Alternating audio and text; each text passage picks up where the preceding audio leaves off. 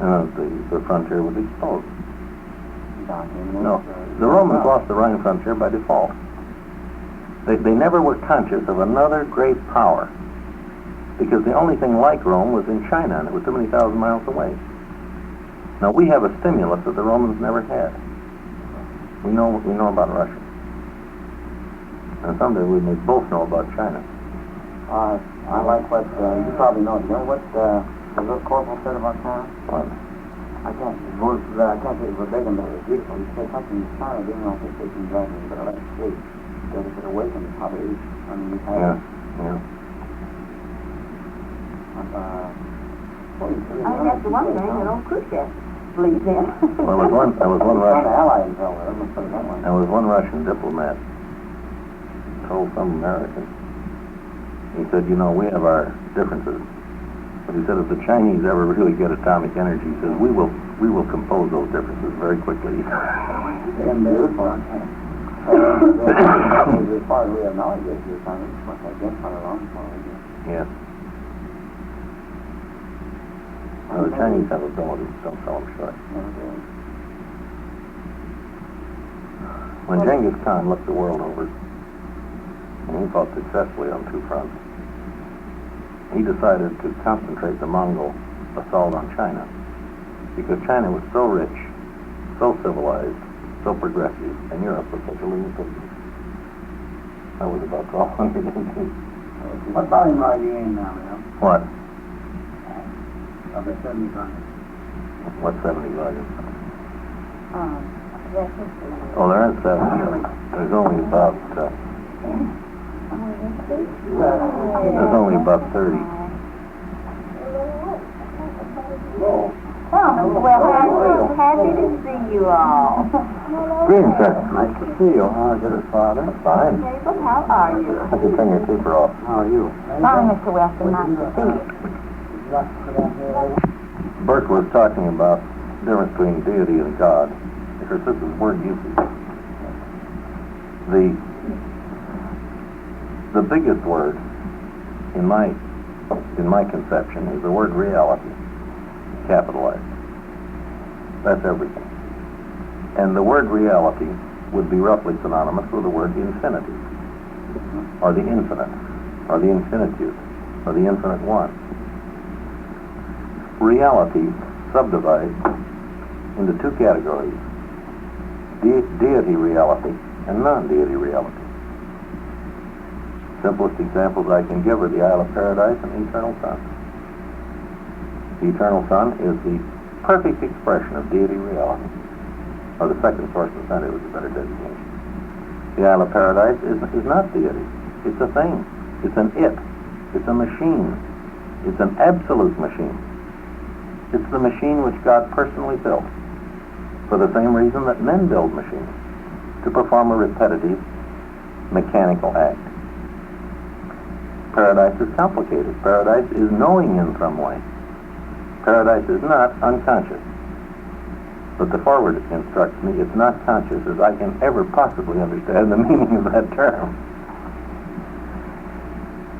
Let's take the Eternal Sun as an example of deity. The second source and center is the name I would apply to the deity of the second person of deity. The second source and center is other than personal as well as personal, or gives rise to other than personal beings, sustains a relationship to all the beings who are native to the world, to the Eternal Sun and the near regions of paradise. The word God is smaller than the word deity. Now we are thinking of the personality of deity. The personality of man is not all of a functioning human being. He has a body, he has toenails, he has lenses in his eyes. You follow me? This is the essence of the man, but not all of the man. God is the essence of the first source and center, but not all of the first source and center. The word Son is an abstraction out of the word God, or better still, the word Father. This now connotes relationship of a personal God to his personal creatures.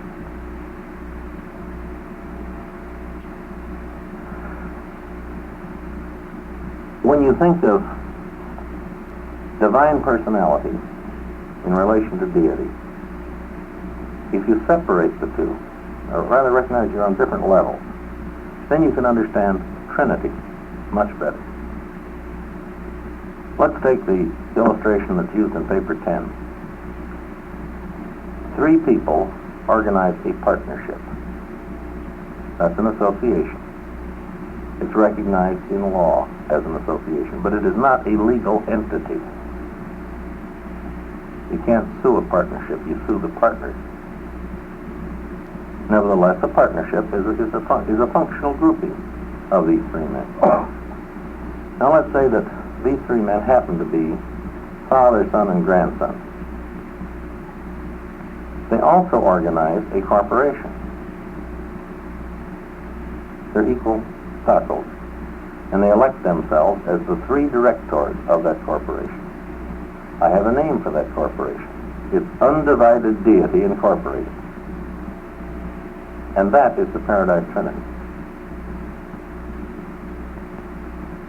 The Trinity is a corporate entity, just as a corporation is a legal entity. Now you've got to remember that God can be in more than one place at the same time. All right, have you got that definite? I want you to think of father, son, and grandson. They're sitting as directors of Undivided Deity Incorporated, and they are always sitting as directors at the same time. They're out here as persons, and they're contactable as persons.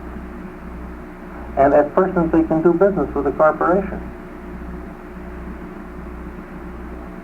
Any 1 or 2 of them can do business with the corporation as deities, but all 3 of them can't, because that is the corporation.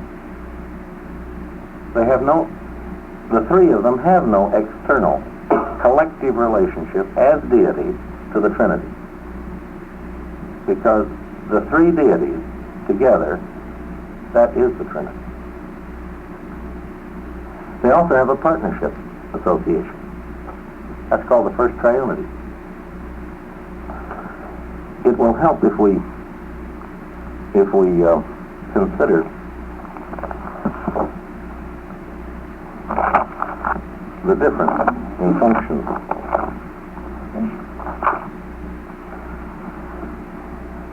Taken from the papers, the association of 3 persons as persons is a triunity. It is not a trinity. The 3 persons or groups can have no personal relationship to such a triunity. A triunity is a 3-fold functional unanimity. A triunity is not an entity. It is a functional grouping rather than an organic reality. Its members are like partners. It is an association in contrast to a corporation. A triunity is to a trinity as function is related to structure. The triunity is a functional grouping. A trinity is a structural grouping. The first triunity is the association of the Father, the Son, and the Spirit. The functions of the first triunity are the 3-fold union of love, mercy, and ministry. It is divinely fraternal, creature-loving, fatherly acting, and ascension-promoting. Its members are personality-bequeathing, spirit-bestowing, and mind-endowing gods. In contrast to this, the functions of the Paradise Trinity are justice administration, totality attitude, coordinate action, and cosmic over-control. The Paradise Trinity appears to be concerned only with the total planet, total universe, total super-universe, total grand universe. There's no comparison between those 2 functions, are there? The first triunity has nothing to do with justice and totality. But the Paradise Trinity is the source of justice. A trinity is a real entity. It is not a personality, but it is a true reality. Its reality as an entity is compatible with the reality of the personalities who are together in it. Trinity is deity reality, and it is more than just the adding together of the attributes of its constituent members. The functions of the Trinity cannot be deduced from an examination of the attributes of its constituent personalities. A Trinity is not personal, but neither does it contravene personality. Trinity encompasses personality and correlates it in a collective sense with impersonal functions. The personal deities have attributes. A Trinity has functions. The only personal aspect of a Trinity is the personalities of its members. But as persons, such members are not a Trinity. As a collective union, they are a Trinity. That is Trinity. The corporative members of a Trinity can collaborate in a non-Trinity manner, but not as deities. As persons, they can collaborate as they choose, but that is not the Trinity. Only deity can become Trinity. A Trinity is always deity reality. It is never personality reality. A Trinity is always inclusive of all encompassed deity. A Trinity is deity unity. Trinity functions always encompass deity realities. Deity realities always tend to personalize. The end results of Trinity functions, therefore, give rise to new personalizations of deity.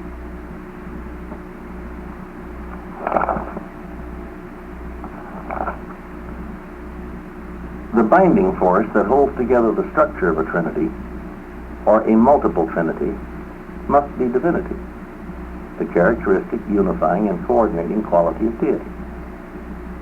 We know that pattern may configure matter, mind, or spirit, or any combination of them. It can characterize personality, identity, entity, or non-living matter.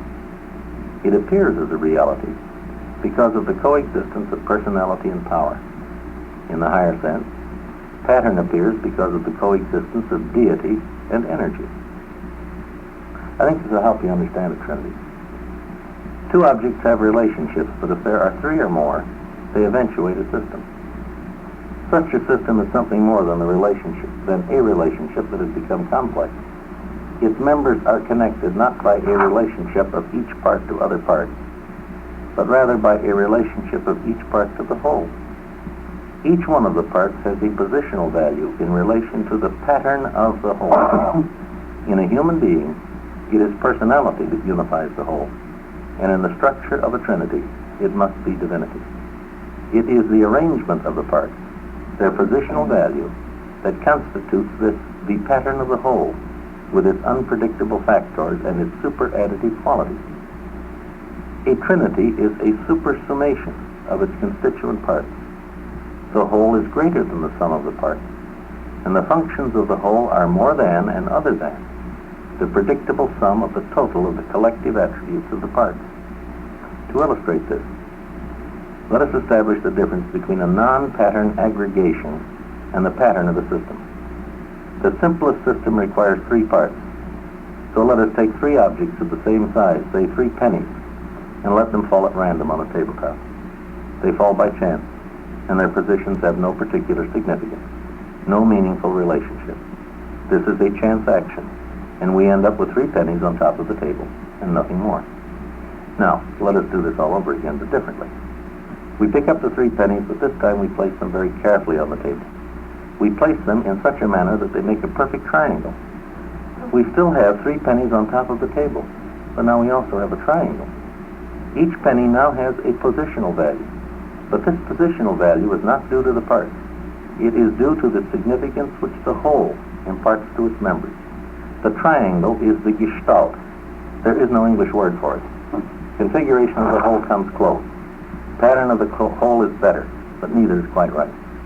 Triangularity is a quality of the whole that could not be predicted by any prior analysis of any of the parts. The appearance of such a pattern of the whole signifies mind action and purpose in imposing the pattern of a system on what would otherwise be a mere aggregation.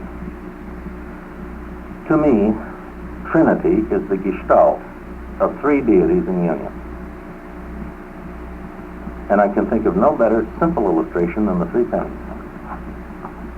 When you put those three pennies in the proper arrangement on the tabletop, you've got something you didn't have before. You have a triangle. And you didn't create that triangle, it eventuated. And that's a good use of the word eventuate.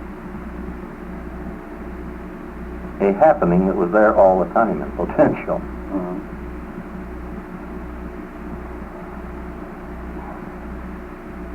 Now, you have to visualize, in dealing with, say, the Universal Father, he can maintain the triangle of the Trinity at the same time he can leave there and work elsewhere. He's not space limited as we are, or time limited. None of them members of the Trinity are. No. Actually, when we say the Paradise Trinity is made up of Father, Son, and Spirit, that is a misnomer. Because we should say the Trinity is made up by the three existential deities of paradise. It is as deities that they constitute the Trinity. Now we'll go right on saying Father, Son, and Spirit because it's a good, convenient, but loose usage of the term. I think it's proper to say that that the Supreme Being is a member of the first and second experiential Trinity. I don't think we would be technically correct in saying God the Supreme has such membership. God the Supreme is the personality, the personalization of the Supreme Being. And his Trinity membership is as deity, not as personality. We get a touch of this in the official and the personal relationship in life. If you had a friend who was, let's say, a federal judge, you meet him on the street and you say, "Hi, Joe." You went to school with him. But in court you'd address him as Your Honor. On the street he would reflect a personal attitude of friendship. But if he functioned as a judge with a personal attitude of friendship, he would be betraying his trust, wouldn't he? On the bench he should mete out impartial justice regardless of whether you are plaintiff or defendant, his old schoolmate. In the concept of a judge, we begin to get a little of the difference between the personal attitude of God and the justice attitude of the Trinity. Now the papers instruct me that Trinity justice and God's love are identical when viewed from the paradise perspective. They also tell me that I will never be able to understand this in time and space. I'll have to take it on faith. Of course, they have to be identical, but they certainly don't look that way out here. I can get the best feeling for this if you will consider a parent's attitude in relation to a child. If a parent is unwisely soft in raising a child, then that child grows up soft and is unfitted for life. So the parent is not really kind, is the parent. If the parent is really kind and truly wise, then I can see where the attitude of love and the attitude of justice would come out to the same answer. This is the most loving thing that could be done for little Johnny in the long run. But you could never sell that bill of goods to Johnny at the time. You know, this hurts me worse than it hurts you. Or have any of you ever heard that? Does that help on? Very much so. May I ask a question? Yes. The personality of the Supreme Comes from the created Paradise the Trinity. Yes. Is that personality, or is that personality justice?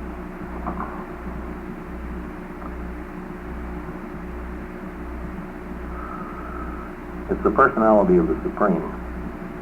And it's the personality which the Universal Father would have had he been a finite God. It would be a different type of personality than is displayed by that. universal Father. I'm not so sure that he didn't give him his personality, even so. I think the entity of God the Supreme came from the Trinity. But I think the Father bestowed personality upon him. The Ancients of Days were created by the Trinity, but they got their personality from God the Father. Unless the conjoint actor bestowed it acting for the Father. There's only two ways you can get personality. It's either direct from the Father, or the infinite Spirit acting as his attorney in fact. We have no record, rather than having been done, No. We just say that he came. That's right. And such beings are in the Father's personality person. I think it's just as though God himself is us. There's no difference. The infinite Spirit is attorney in fact for about everyone, including the incomplete Supreme Being. He makes up the difference.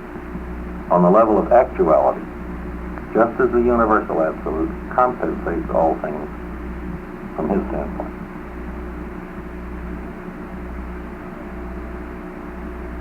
You think of your friend the judge in the back room and on the bench, and you've got a very helpful distinction between God as a person and God as deity or in the Trinity.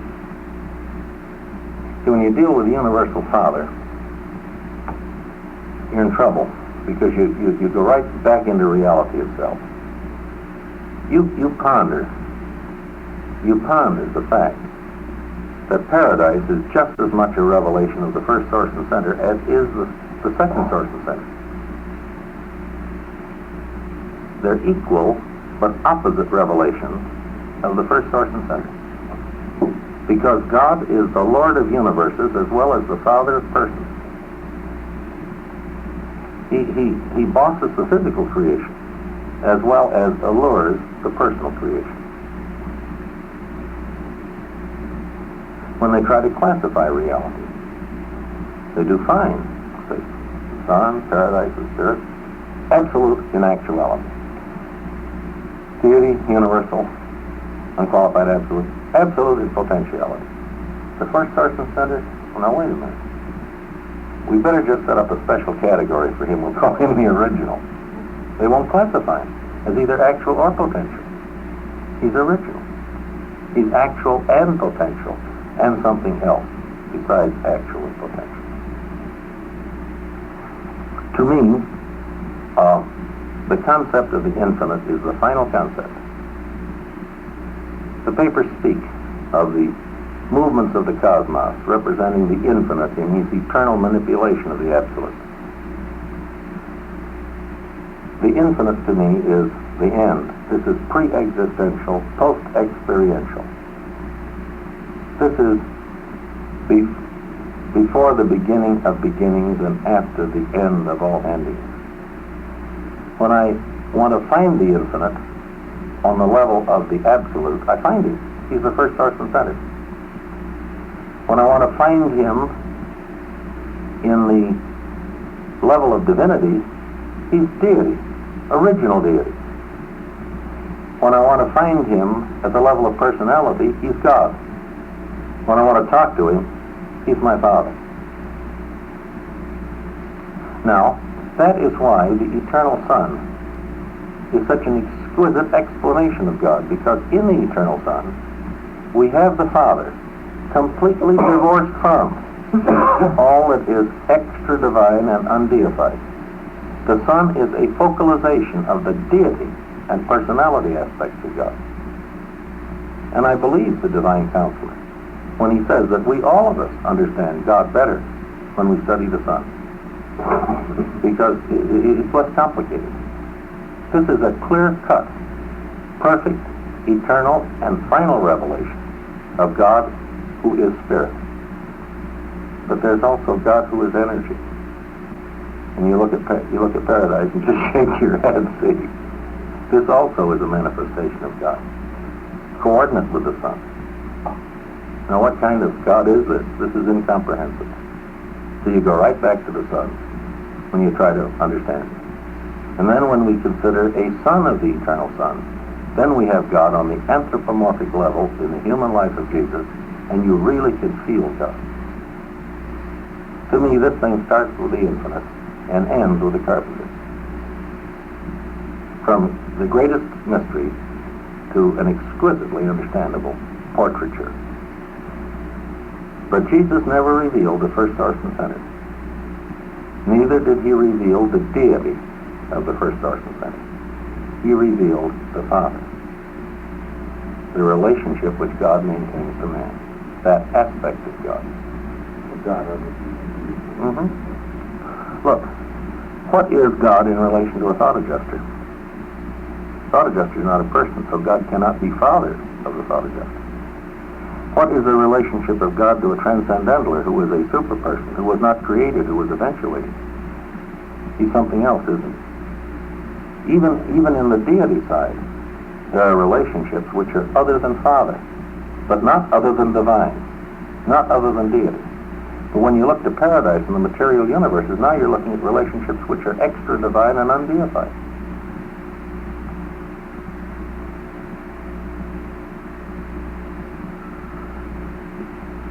And of course, when you conceive of God as the infinite, he encompasses the seven absolutes. I think of one good way of looking at this. It's a symbolization of the sevenfold relationships of the I am that they give in. Think of paper on deity and reality. Think of a cube.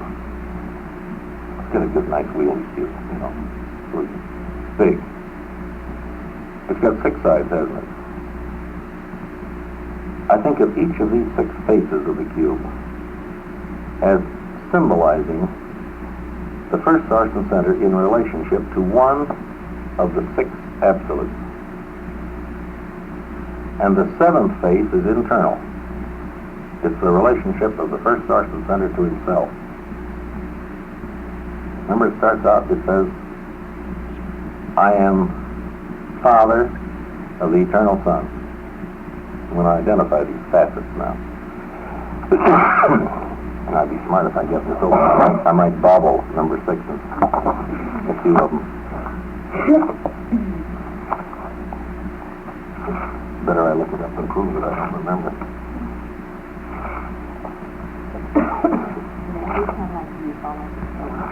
I think I would have on this one.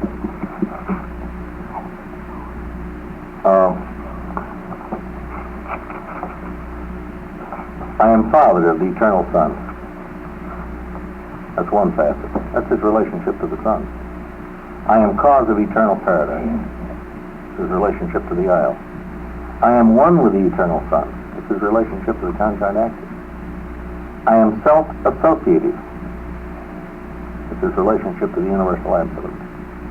I am self-qualified. His relationship to the deity absolute. I am static reactive. His relationship to the universal absolute. Now we've used up the 6 sides. The last relationship is internal. I am as I am. His relationship to himself.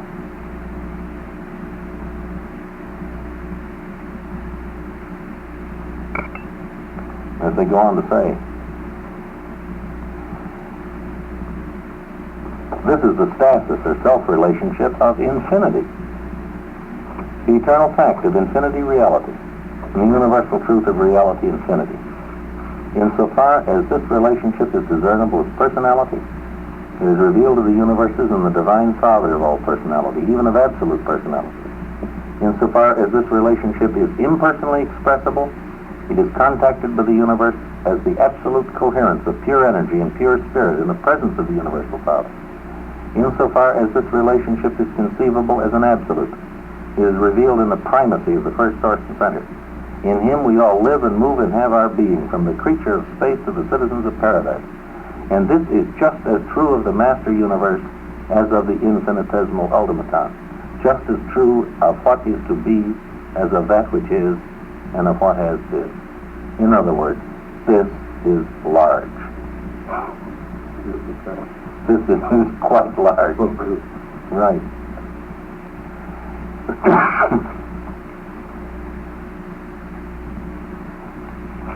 Now, I visualize this cube.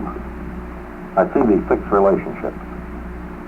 I see, if you please, 6 spheres each one facing one of the facets of the cube. But then I can circumscribe that whole pattern with a circle. That's the infinite. That's the infinite. That's my symbolization of the infinite. And if I could ever find the infinite, I would discover he is the Father infinite. This I will never do. This is not doable. But I think we'll know the Father is absolute, partially. I think we'll understand the Father as finite, because we'll understand the Supreme Being. I think we will someday understand the Father as absonite, because someday, believe it or not, we're going to understand God the Ultimate. I think we will get to know the Father absolute, but never understand him. And I can't improve on what the universal censor growls out at us in the last sentence in paper number 10. Only infinity could disclose the Father infinite. This you can't get there from here. But you can keep trying. You talked about that last time. Yeah. Started a winning football game from at the top of the ninth and 2 out, and the score is tied. Yeah, I can spend about 35, 45 seconds. I would like to know how we can get more of that big universe antecedent. Relationship to paradise in the master universe, space levels of the master universe, the universe ages and the levels of total deity function. That's what I read you from this morning. Associations of dual deity, transformative techniques. Don't ask for that, it's not written. Fourth creatures, mechanisms of experiential growth, the first experiential trinity, the post-supreme ages, future expansion of God the sevenfold, evolution of universe sons and spirits, expanding influence of the master spirits, numbers and the architects of the master universe, space and mass magnitudes of the master universe, time magnitudes of the master universe, the nature of God the ultimate, the second experiential trinity, the post-ultimate age, the cosmos infinite, power personality synthesis, the trinity of trinities, an extension of the levels of total deity function. I read you the introduction of that. The balance of these haven't been written. The nature of the deity absolute, the nature of the unqualified absolute, the nature of the universal absolute, and the concept of the infinite. Those are 28 essays. I'd like to hear some discussion, personally, on growth and the power of personality. All right, why don't we take a look at the mechanisms of experiential growth. Do you want me to tape this and then we'll discuss it? Yes. All right. You're already on. You can run. This is the 9th appendix, entitled The Mechanisms of Experiential Growth. As we pass from the age of Havona to the present universe age, there's a change in the growth potential of the central universe.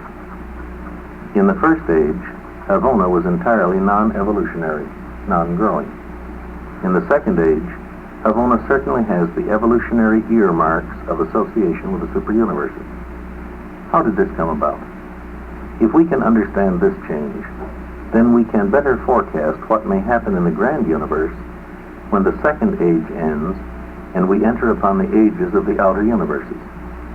These future ages will be characterized by a growth process that is post-supreme in nature. Section 1, the sources of growth: original, actual, and potential. There are quite a number of ways of classifying the 7 absolutes of infinity, page 5, paragraph 1 to 7. One of these ways is to put them in 3 categories: original, actual, and potential. And we are informed that the interaction of these 3 accounts for growth on all levels, sevenfold, supreme, and ultimate, page 1262, paragraph 6. The papers have much to say about these classifications. First of all, the original is defined as, page 1262, paragraph 3, the first source and center, the source from which all reality takes origin. Paragraph 8, that which is, a time concept. Paragraph 9, that which balances all the outgoing and the incoming motions of growth. Secondly, The actual is defined as, page 1262, paragraph 4, the three absolutes of actuality: the eternal Son, the infinite Spirit, and the Isle of Paradise. Page 1151, paragraph 3 to 7, the triodity of actuality: Son, Spirit, and Paradise. The total of all actualized reality: matter, mind, and spirit. Page 1262, paragraph 7. The triodity in which actuality is absolute. Potentials are emergent. Page 131, paragraph 3. The gravity control of spirit, mind, and matter, centering respectively in the Son, the Spirit, and the Isle of Paradise. Page 1262, paragraph 8. Actuals are defined as that which was and which is. This is the time concept of actuals. Paragraph 9. Actuality is substance. It is existent at the center and is expanding out into infinity at the periphery. Thirdly, the potential is defined as, page 1262, paragraph 5, the three absolutes of potentiality: the deity absolute, the unqualified absolute, and the universal absolute. Page 1151, paragraphs 8 to 12. The triodity of potentiality: the association of the three absolutes, deity, unqualified, and universal. The sum total of the unlimited reservoirs of unexpressed energy, spiritual, mindal, or cosmic energy. In potential, it is infinite. 1262, paragraphs 7 and 8 and 9. The triodity in which potentials are absolute and actuals are emerging. Potentials are defined as that which is becoming and which will be. This is the time concept. Potentiality is capacity. It is incoming from peripheral infinity and is converging at the center of all things. Growth, whether creative or evolutional, is not a process of getting something for nothing. It is a matter of the interchange of reality from the potential level of existence to the actual level of existence, an interchange between the potential and the actual in the presence of the original. Concerning these transactions, the papers say, page 83, paragraph 4, spirit emerges from the potential of the deity absolute. It evolves in conjunction with the supreme and the ultimate, and is finally grasped by the spirit gravity circuit of the eternal Son. Page 9, paragraph 8 and 9. Cosmic force emerges from the space presence of the unqualified absolute and becomes subject to the absolute gravity grasp of paradise. In the intermediate stages of energy emergence, it is influenced by the ultimate and by the supreme. Page 1263, paragraph 3. The final dynamics of the cosmos have to do with the continual transfer of reality from potentiality to actuality. We have here a reasonably clear picture of the mechanisms of growth in terms of source and destiny. All new things, physical, spiritual, or mindal, emerge from the potential by a creative or an evolutional process, and eventually are grasped by some one or more of the gravity circuits centering in the actual. This statement is true for purposes of this particular discussion, but there are more than two, creative and evolutional, transformative processes. Section 2, the maturation of potential. Maturation, bringing to maturity. Growth in the master universe is a sub-absolute process. It is taking place on the finite level, in time and space, and on the absolute level, in transcendent time and space. This means that something has to operate on the potentials of the absolutes in order to downstep them to the point where they can be handled on sub-absolute levels and by sub-absolute beings. Page 262, paragraph 10. The potential, the absolutes, never functions as such on sub-absolute levels. Page 136, paragraph 4. The presence performance of the absolutes and the activities of the ultimate always precede the work of the time-space creators. Page 137, paragraph 3. Within the master universe, the ultimate is working out the creative organization of the absolutes of potentiality. Page 1281, paragraph 5. The supreme is the channel that carries the creative potential of the triodities, and this is the stuff out of which the super-universes and their native beings are created. Page 1296, paragraph 7. Creators really are transformative creators. Page 1261, paragraph 3 and 4. Experiential creation and evolution is the conversion of potentialities into actualities, and this equally applies to the potency of spirit, to space potency, or to mind potency. We can now elaborate our concept of the mechanisms of experiential growth. The basic potentials are absolute and must become sub-absolute before they can be utilized on absonite and on finite levels of existence. This modification of absolute potentials is the work of the ultimate and the supreme, and when they have completed their work, then such modified potentials are serviceable to the creators and controllers of the time-space universes. In the larger sense, an act of creation is an act of transformation, the transformation of a matured potential into a bona fide actual. As an illustration of this, we are informed, page 418, paragraph 4, that a local universe creative spirit may create seraphim in unit formation, 41,472 at a time. As we picture this episode, at one moment there are no such seraphim, and the next moment there they are, all 41,472 of them. But they did not come from nothing or nowhere. They came, emerged, from something that was somewhere. The something was a matured potential, and the somewhere must have been the presence of the Supreme. Just in case this seems altogether simple and clear, we can complicate it just a little. The infinite spirit and the master spirits are in some way involved in some parts of this transformative process. Page 469, paragraph 8, and page 190, paragraph 5 and 6. This is true at least as concerns the maturation of physical force into emergent energy, and then to the level of universe power. Section 3, the conditioning of growth by experiential deity. The experiential deity does something more than simply mature the absolute potentials of growth to those sub-absolute levels on which such potentials are serviceable to the creators and the organizers of universes. In this process, the experiential deities impart their respective natures to such matured potentials. These matured potentials are existent within the presences of experiential deity.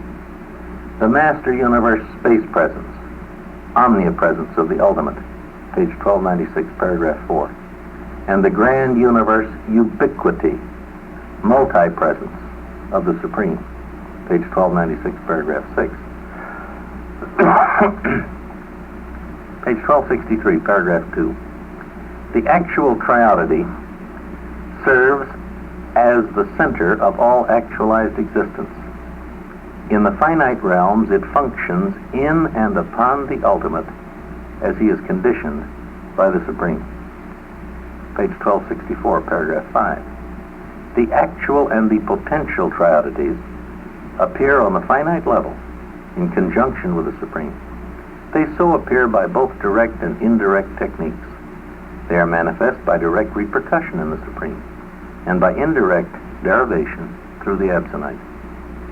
Page 1283, paragraph 2. Man was not created by the Supreme, but the potentiality of the Supreme provided the wherewithal out of which man emerged. Man was not created by the Supreme, but the potentiality of the Supreme provided the wherewithal out of which man emerged. Finite creatures have their existence within the Supreme Being. It appears that the nature of the Supreme not only makes possible the growth of finite creatures, but in turn determines the nature of such creatures. They become like the Supreme. This is even more understandable when we consider the conditioning of the growth process within a given superuniverse. Each of the superuniverses is dominated by the master spirit of jurisdiction.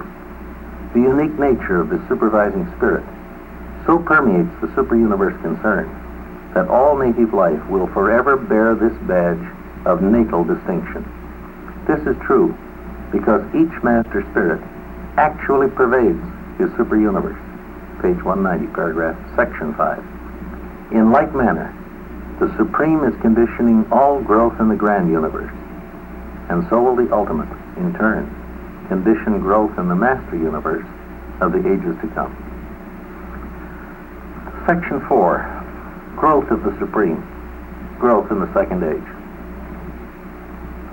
If we examine certain statements made in the papers, we may clarify our thinking concerning the origin, functions, growth, and unification of the Supreme Being. Page 1151, paragraph 13. The actual and the potential triodities are concerned directly in the growth and appearance of the experiential deity. Page 1265, paragraph 6.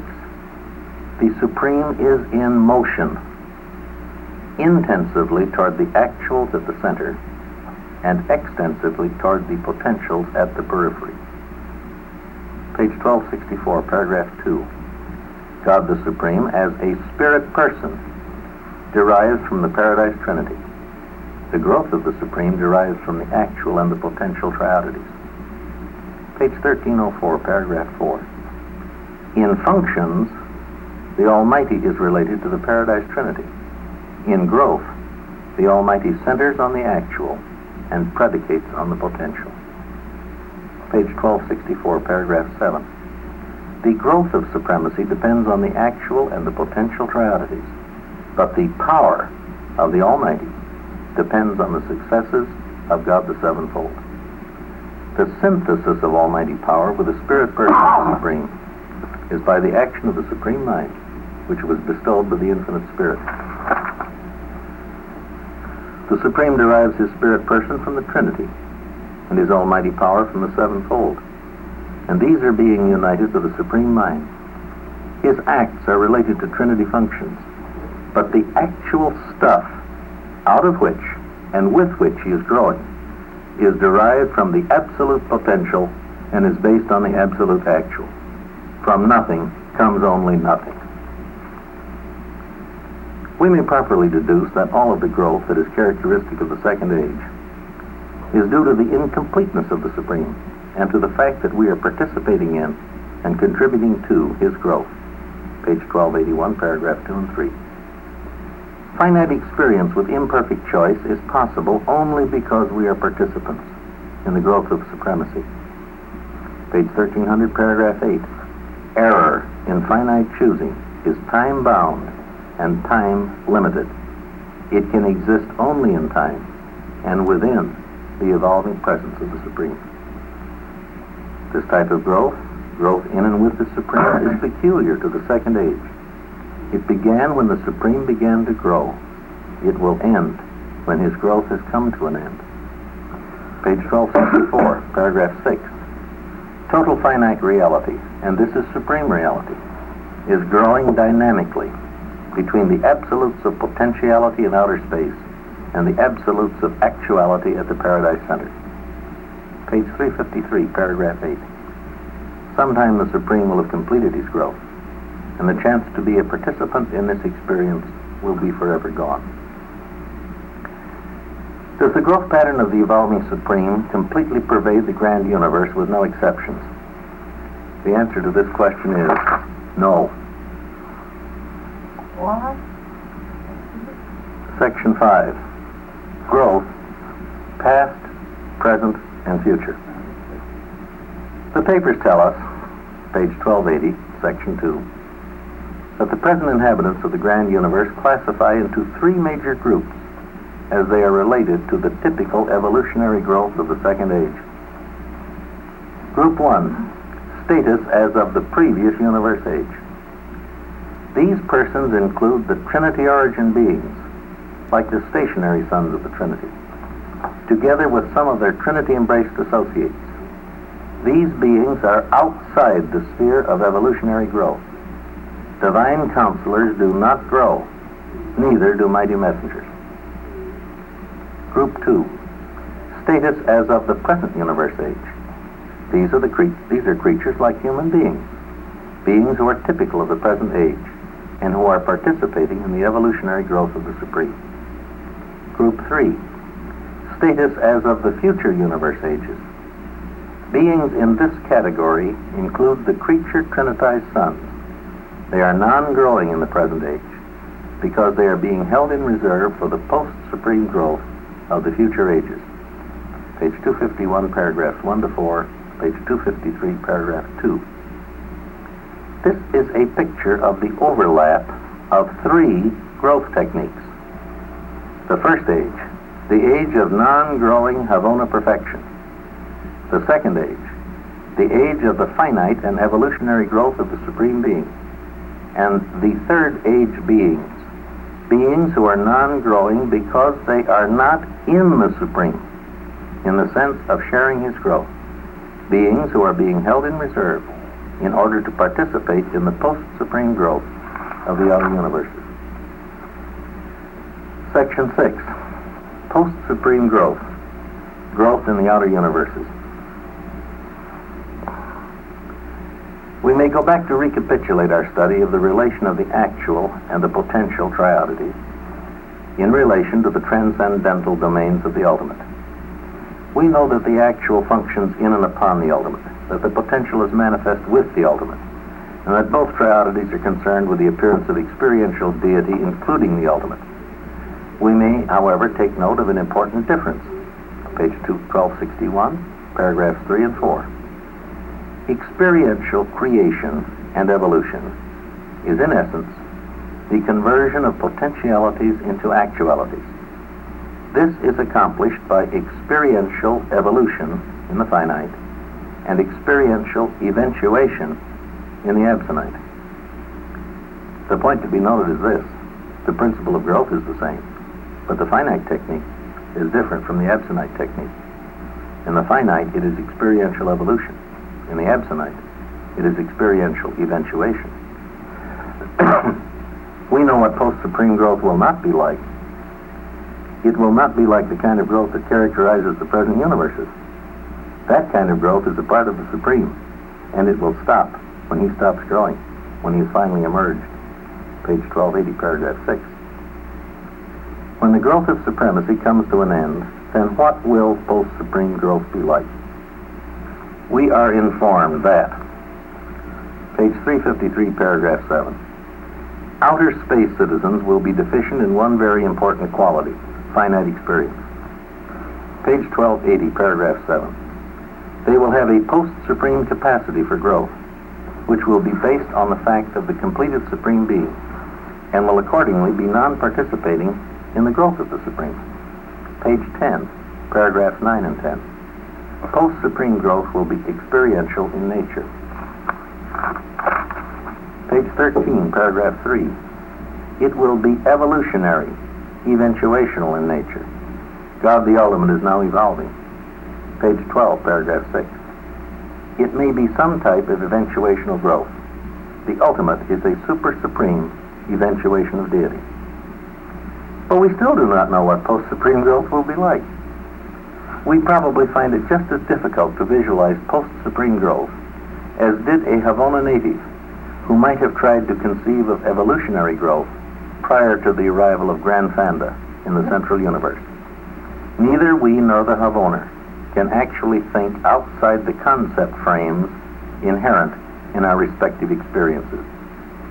The Havona probably had to meet the mortal ascenders in order to be able to conceive that such persons could actually exist. And we will probably have to meet the outer spacers in order to be able to conceive of them. We can, however, be sure of one thing. Post-supreme growth will be something entirely new in the universes.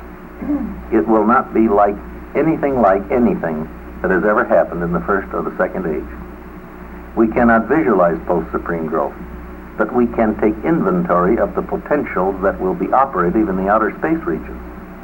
These would logically embrace the following: post-finite, post-supreme, tertiary supreme, absonite, transcendental, ultimate, and pre-absolute. Growth in the outer universes will have a meaning for finaliters, and undoubtedly for their colleagues as well. The papers state, page 1226, paragraph 4, Urantia mortals have a type of personality that contains 3 dimensions of self-expression or person realization that are realizable on the absonite level. Our growth in the Supreme has nothing to do with the realization of the first 3 and prior dimensions of personality. And our post-Supreme growth will have to do with the opening up of these 3 additional dimensions, dimensions for which there is no possible expression in this present age of the evolutionary growth of the Supreme Being. Section 7, post-ultimate growth. What will growth be like after the emergence of God the Ultimate, after the completion of the whole Master Universe? The papers have the following to say. Page 4, paragraph 12. Post-ultimate growth is something that must take place beyond creative levels. The ultimate is presented as the final creative level of deity reality. Page 4, paragraph 13. If growth is to continue beyond the creative level, then it would have to be some form of super-creative growth. Page 4, paragraphs 12 and 13. Post-supreme, or ultimate growth, is something that has to do with superpersonal values. Post-ultimate growth has to do with values and divinity meanings that are transcended superpersonal.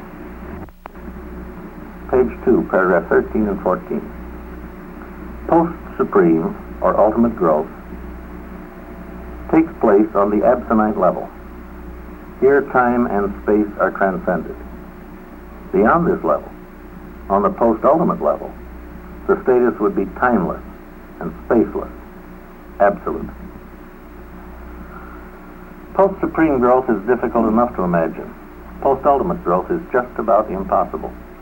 Nevertheless, the finaliters are likely to find that they are to become involved in this kind of growth sometime in the very remote future. Consider the statement. Page 1237, paragraph 4.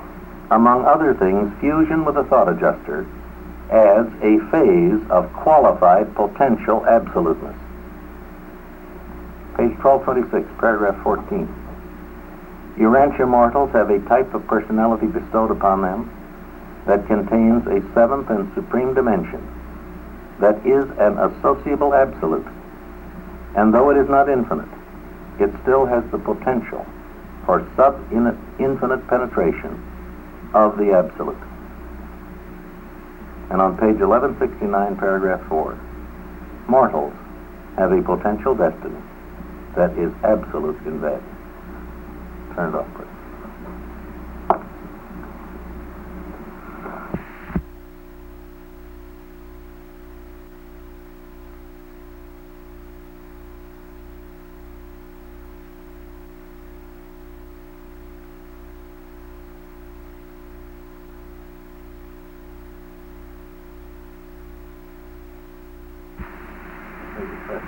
Mothers have a mammalian love too, which fathers don't know anything about. Fathers love their children because they see the man that's in the boy and the woman that's in the girl. We see the potential there. That's the best thing I can use to illustrate how human beings think outside of time. One of the reasons you parents, I think, are intemperate in relation to their children. They see their own weaknesses in the children, know how expensive they've been, and are totally emotional and completely unwise in their reaction to these weaknesses in the kids. I speak forlornly as a parent who failed in that area. Are you speaking to Mrs. Wilson? I said parent.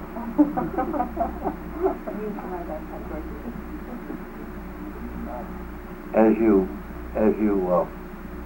progress in the universes, something stops so that something else can start.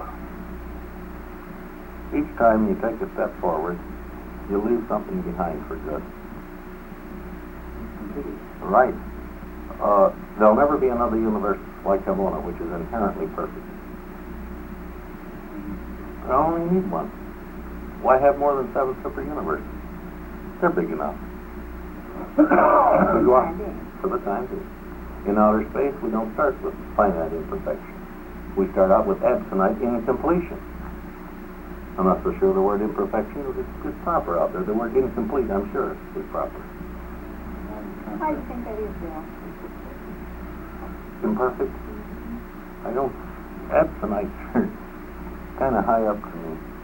I can think of an absolute as finite. When the Supreme Being stops growing, finite is pretty low. Yeah. He's used it all up. And he can use it up because it's limited. It's finite. You can come to an end of a finite. You can come to an end of an absolute too, but it takes a lot longer. The finite experience is all over. Yep, I can find it in here quicker.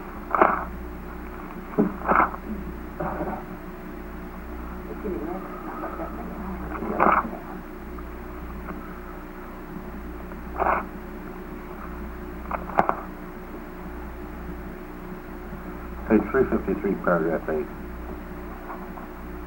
Well, I got paragraph 7, so I guess I would come to it. Yeah, that's probably the tail end of the core of the finality. Bill, let me ask you, would the One more, actual yeah. be constantly feeding into the potential? No, the other way around. Other way around, but Oh, I know it's the other way around, but what's going to keep us from getting outside it? Because the potentials are infinite. potentials are without death.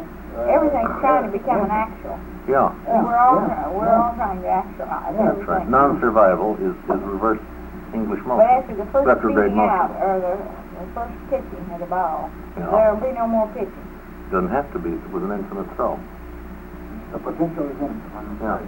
It's never going to grow Bottomless. anyway. You've heard of the I bottomless know lake. it's a bottomless well. Yeah. Just keep in another bucket of water. I've got But a, I feel like with actual to give a room for that. I've got a, Well, well, actually, they're inserted. line.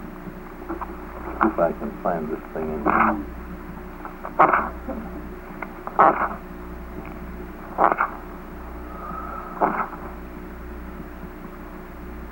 I guess just enough There stuff won't be in any now. actual from where you just do it and that's the end of it. It'll be very small compared to the cosmos.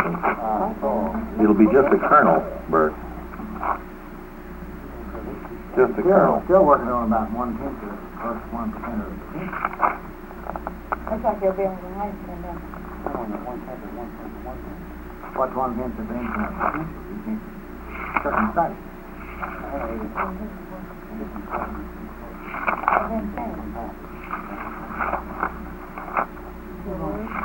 You're not still worried about actually getting something back now. Now I can pick that ball.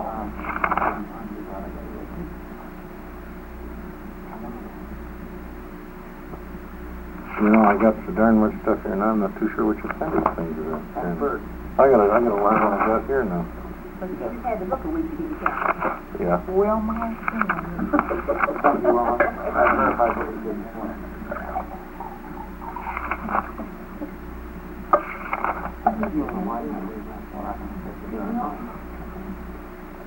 I'm not gonna find it. That's out there.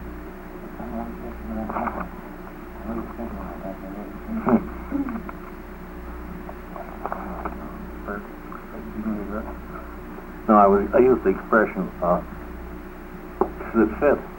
We're up against a situation where we have the irresistible force of an absolute trinity coming up against the immovable infinity of the three original absolutes. And what happened here, see?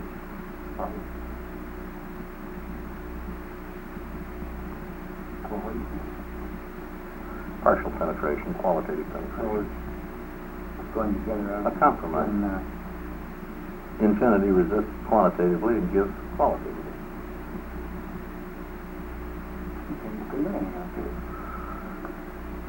No, not unless you hit a stone wall. You don't hit you stone can't walls. have stone walls in this thing. The father figured out You that can even goof it up, really. The Father set the pattern in the beginning. He starts out in what looks like a stasis, in immobility. Now, if he could break loose from infinity, they'll find ways and means of taking that hurdle at the tail end, from a qualitative standpoint, not quantitative. I think you already have. Hmm? You probably know which way the ball came about anyway. Well, of course, to the universal Father, all this is. It means it is, period. That's Yes, it. it is now. There is no past or present, past or future Well, to God. everything is now. Is now. Now, in the Supreme Being, he knows the past, present, and future. He's hooked into the Supreme. He shares in the consciousness of the Supreme. And so he has a complete experience of birth, growth, and destiny as deity.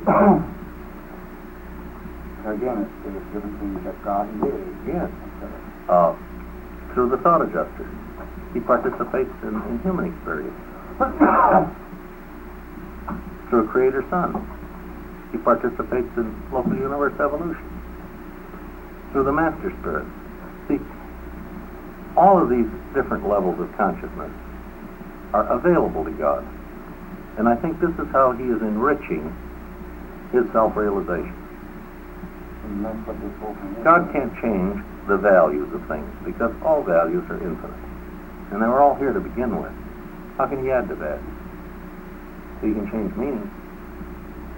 Value can be transformed from actual to potential. But you can't increase or decrease the sum total of an infinite cosmos. It is it, and that's it. It's always been. But you can change the relationships within that cosmos. As far as God, as far as the Father Absolute is concerned, the seraphim are just as real the moment before creation as they are afterwards. But that sure is not true on sub-absolute level. And of course, to those who are standing by and looking, they came into being out of apparent nothingness. Where does your soul come from? It's a reality and it's growing. It's an embryo. It's got stuff in it. Rancha stuff. That stuff comes from somewhere. It doesn't come from nowhere. Right. The wine that was poured out at Cana came from somewhere. And of course, this requires actual physical assembly of water, chemical elements, and evidently they have some pretty good organic chemists. Yeah. Because it was pretty good vintage wine. Better than they'd had at the beginning of the season.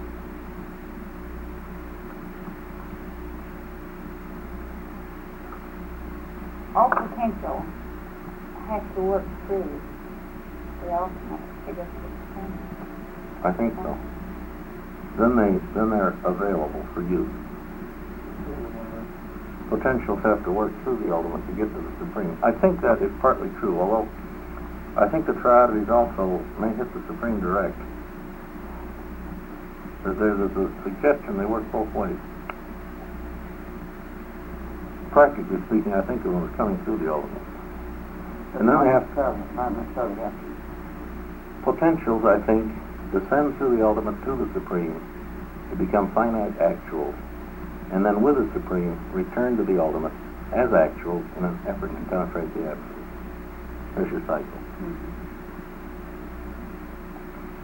Is that a figure of speech where they refer to the actuals being on paradise and the potentials being in outer space?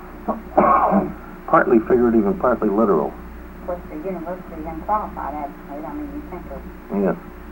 space presence. Well, where's the greatest amount of creation going on? It's probably out here, and will be in the first outer space level someday, and is always moving spaceward, away from paradise.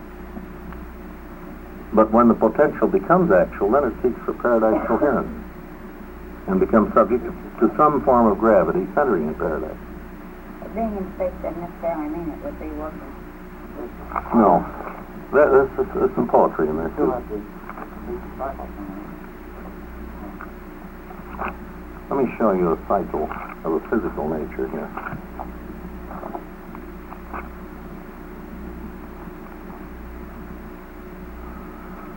Let's take a look at page 469, where they give you this big sweep of energy.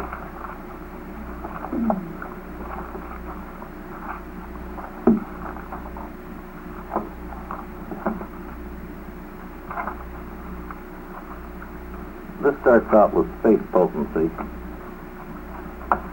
which is referred to as absoluta. Now, to me, that's very interesting. They give it the feminine Latin ending of a noun, in contrast to the stuff of paradise, which is given the neuter ending of a Latin noun, absolutum. Now, I guess it's masculine, isn't it? Which is it? Yeah, is neuter. This starts out as absoluta and then becomes segregata. To me, that means that which has been segregated from that which is pre-segregated or undiffused space potency. And I think there's just one person that's got a crowbar big enough to pry something out of the unqualified absolute, and that's the conjoined actor. Your next designation is ultimata. And to me, this whole emergent field of emergent energy represents the activity of the ultimate. You also got the master spirits in there, too.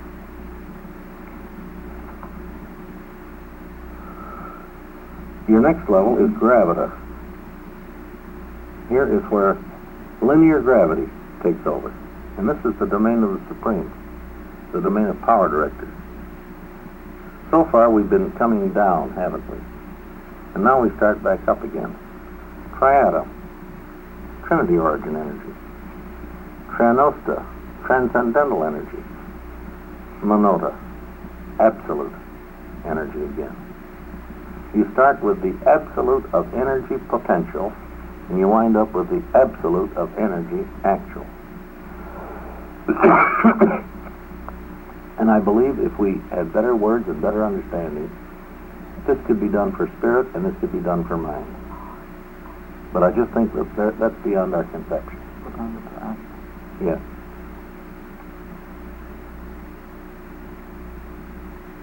When a creative spirit generates mind, whence comes this mind? It comes from something. And it comes from the potential for mind, present in the grand universe presence of the Supreme. Here's where she gets the flax that she weaves into the thread, out of which she manufactures the fabric of mind. The spirit natures of these seraphim come again from a floating spirit potential in the local universe. And to say that a being is a creator, all you're saying is this being has the tools and the equipment which enables him to reach into potentials directly and pull them out. Human beings have limited powers of creativity. The personality is relatively creative. The adjuster is relatively creative. What is manufacturing this soul? But the personal mind and the adjuster jointly are able, in a limited way, to reach into this same drawer for potentials and get Marantia reality and weave it into this soul. Where are they going to get the potential for mind? It's From here. the infinite spirit? No, From I think natural? supreme mind, I think. But the supreme mind was just over the infinite spirit. Right, but I think the possibility for finite mind is present here in the grand universe. And before that mind exists, its potential was still here. Put it this way, on the human level, the possibility for the unborn next generation is right here, isn't it? Now, we don't know what they're going to be like, but we know that they're possible. So, that's another way of saying the next generation is potential in the germplasm of the living generation of men. It just hadn't been expressed yet. Everything in the book is supposed to be universal magistrate would in any way have the mind's potential. They're a little silent on the subject of mind. They speak much more freely about matter and spirit. I didn't remember. What is mind, Bill? What? What is mind? I don't know. Any more than I know what personality is or life is. We don't know any of these basics.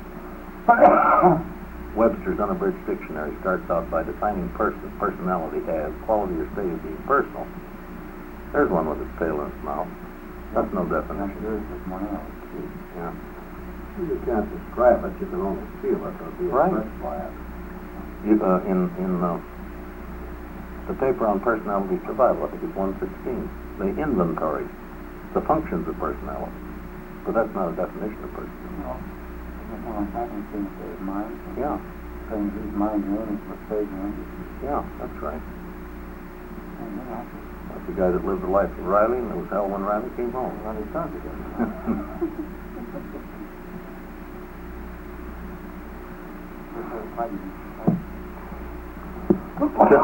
To me, growth is nothing but taking advantage of the possibilities of the present, and that includes the potentialities of the present. And the papers tell us how we should grow. We start out with sincerity, and more sincerity. These are the keys of the kingdom of heaven, and all men have these keys. And we make progress in the kingdom by decisions, and by more decisions. And if you are sincere, and if you've got courage, you'll learn. And if you start out in total error, as the chances are we do, we'll profit by our mistakes. And little by little, by the cut and try method, we will have less error in our plans. And that, to me, is part of the answer to that statement in the scripture that all things work together for good. But there's a condition attached to that.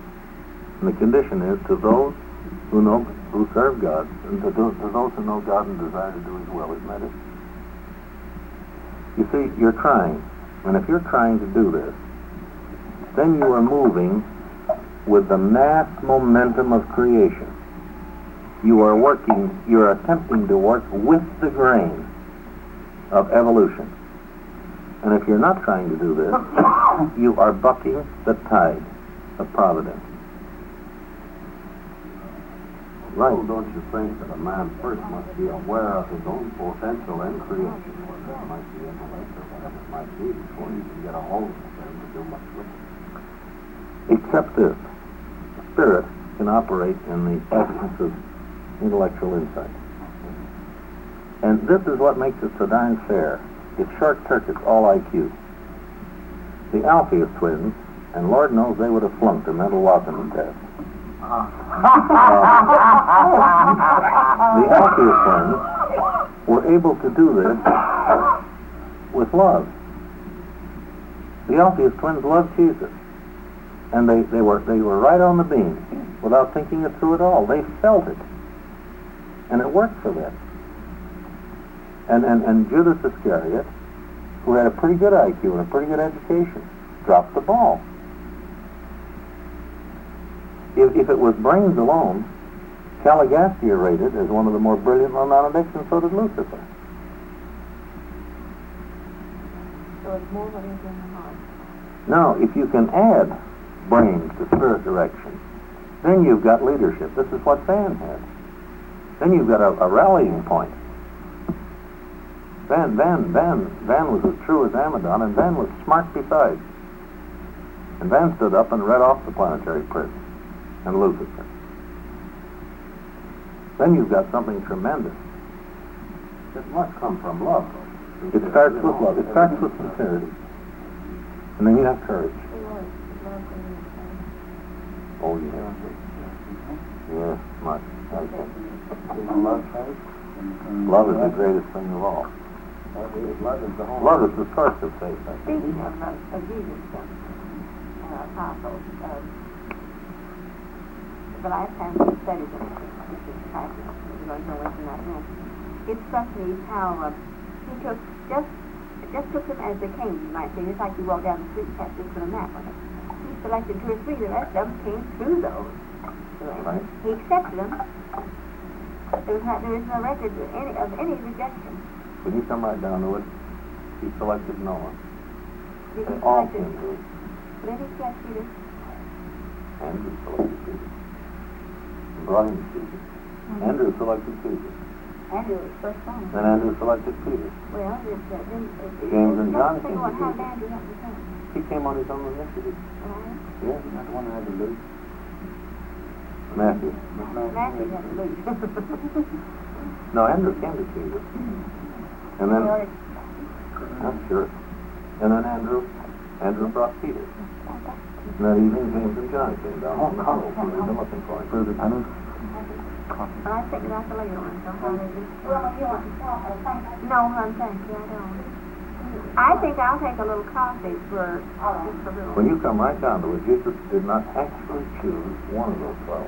They chose themselves, or were chosen by one of the How 12. would you like to go out here and start to get a company together and just take whoever volunteered to and try to work with them? Well, you'd have to be someone like Jesus to make it work.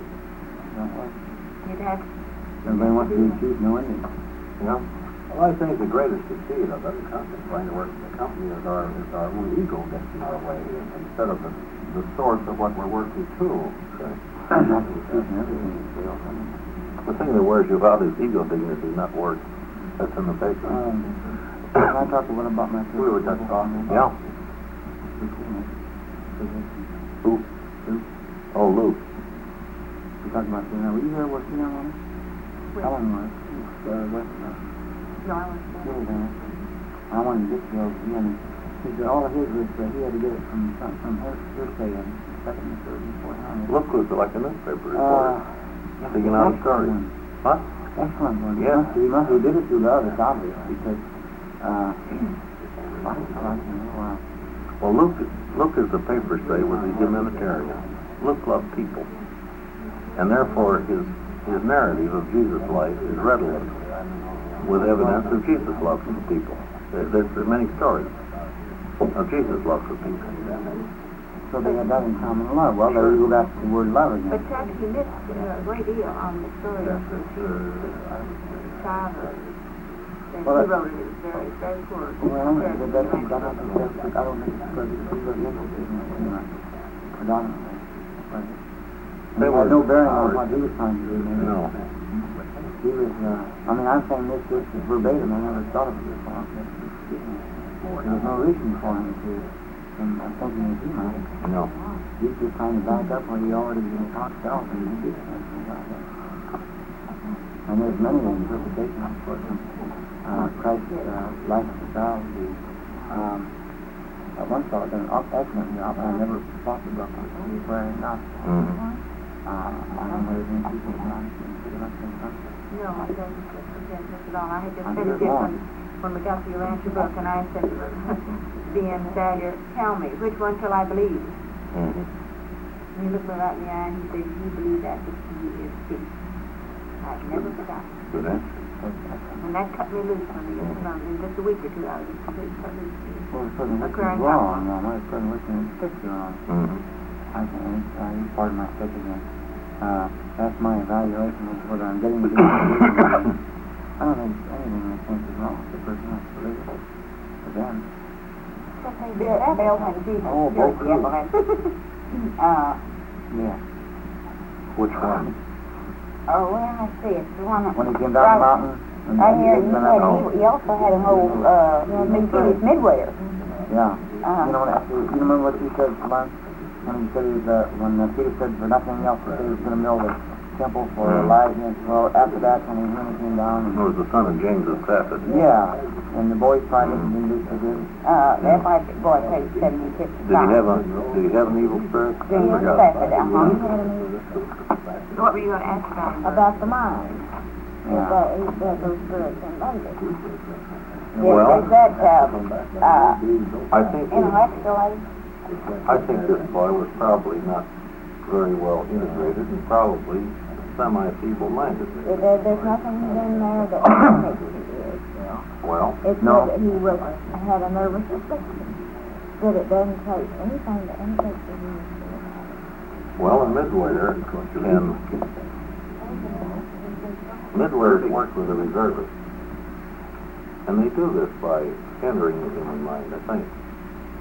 And I think these rebellious midwears were doing the same thing, except they were up to no good purpose.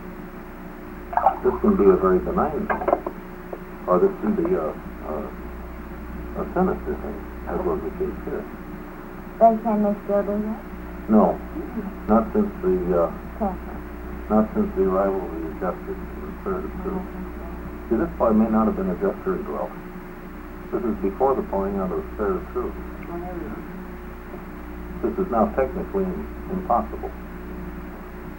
But there's nothing How come in you there that qualify? indicates that he was feeble-minded. Well, I'm We going were- to say maybe he didn't have authority. Maybe he didn't have instilled in spiritual defense. How could a Christ make him well, Mike? He had authority. Be like an army. And those who could take the midwear in hand were there. And were prepared to take him in hand when they were instructed to. Now, this is another case. I wonder how many there are, but maybe Bill knows. I don't. Where, no, you don't want that, Bill. Where Jesus healed through the face of another person. Oh. Not the face of the person healed, but through the face of another person. This is two we've had in 3 weeks. James of Safford was one. The centurion was another. And the other one was a woman who came and they tried to send her away. She had a daughter. Yeah, and she No, said, No, She brought the woman's girl. daughter. Brought her little girl, and they all tried to send her away because she was Greek. That was Veronica's feast. No, that's another one. That was when they were up in Phoenicia. There are 3. That's 3 so far. of course. I'm not so sure there are others. Well, you know, the Jared's daughter. unlikely. Was Jared's daughter be there? Well, that was the centurion, wasn't it? No. That was supposed to be in a well, not I have never counted those. there was one in